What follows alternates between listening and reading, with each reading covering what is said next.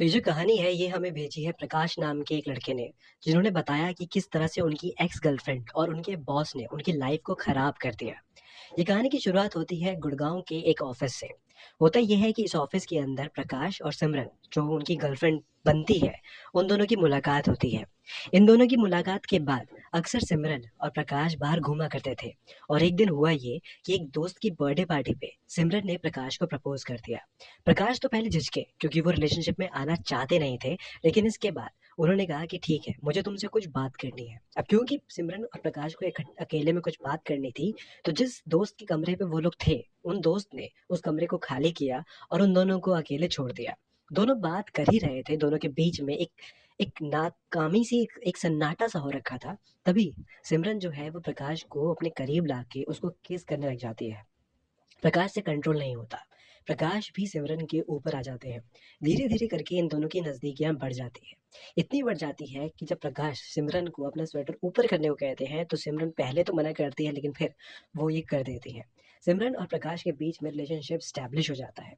अब होता ये है कि कुछ समय बाद प्रकाश जो है उस कंपनी को छोड़ देते हैं और किसी दूसरी कंपनी में चले जाते हैं।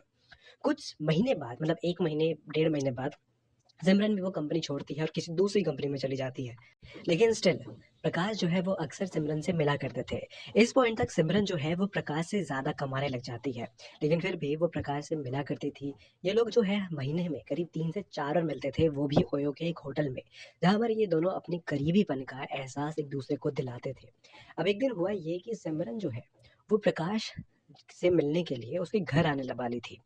अब आना दिक्कत वाला काम नहीं था। दिक्कत वाला काम ये था कि सिमरन जहाँ पर काम करती थी वो नाइट शिफ्ट था, और उस दिन वो ऑफिस नहीं गई थी, बल्कि उन्होंने अपनी फैमिली को झूठ बोला, प्रकाश को बोला कि वो ऑफिस गई हैं, लेकिन उसके बाद वो अपने ही ऑफिस के कलीग के साथ उसी की गाड़ी में बैठ के जो है उनसे मिलने के लिए उसके घर पे आने वाली थी। रात के करीब 1-2 बज रहे होंगे।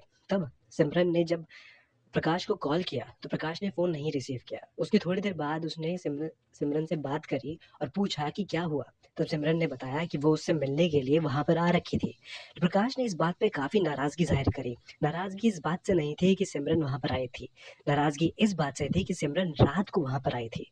वो भी एक ऐसे लड़के के साथ जो कि काफ़ी ज़्यादा जवान था, और इतने अंधेरे में ये लोग ऑफ़िस को बंक करके बाहर घूम रहे थे। इस बात से प्रकाश को काफ़ी ज़्यादा आहत पहुँचती है, बुरा लगता है, लेकिन फिर भी इन दोनों का रिलेशनशिप काफ़ी स्टेबल होता है।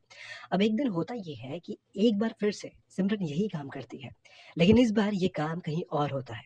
मतलब सिमरन जो है वो प्रकाश की कंपनी जॉइन कर चुकी थी। प्रकाश और सिमरन एक ही कंपनी में काम करते थे, और प्रकाश का जो बॉस था वही बॉस सिमरन का भी था।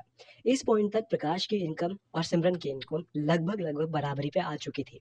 ये दोनों ही एक बॉस के अंडर काम करते थे, लेकिन लाज़मी सी बात है कि सिमरन उस कंपनी में पहले से काम करती थी, तो उसके मैनेजर को वो ज़्यादा अच्छा जानती थी।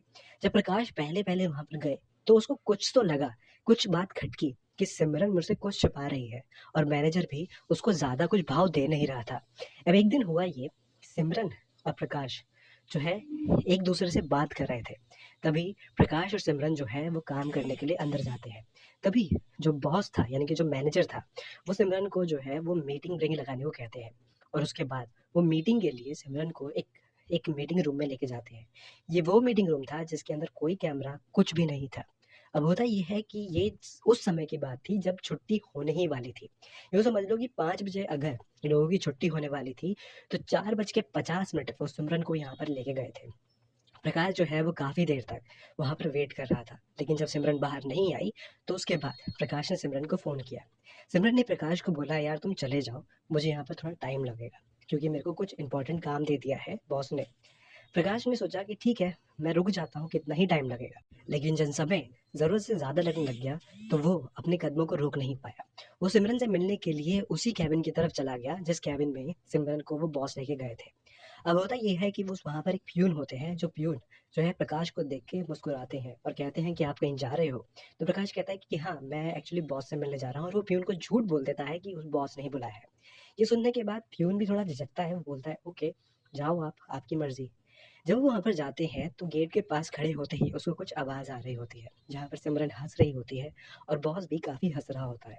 धीरे से वो दरवाज़े को हल्का-सा खोलता है, जिसकी वज़ह से किसी को कुछ पता ना चले, हल्का-सा खोल के वो सिर्फ़ अंदर झाँकने की कोशिश करता है, और जैसे ही वो अंदर देखता है, तो उसके पैरों तले ज़मीन खिसक जाती है, क्योंकि सिमरन कहीं और नहीं बल्कि बॉस की गोद में बैठी होती है और बॉस उसके जो है बालों को सहलाते हुए अपनी नज़दीकियाँ सिमरन से बढ़ा रहा था।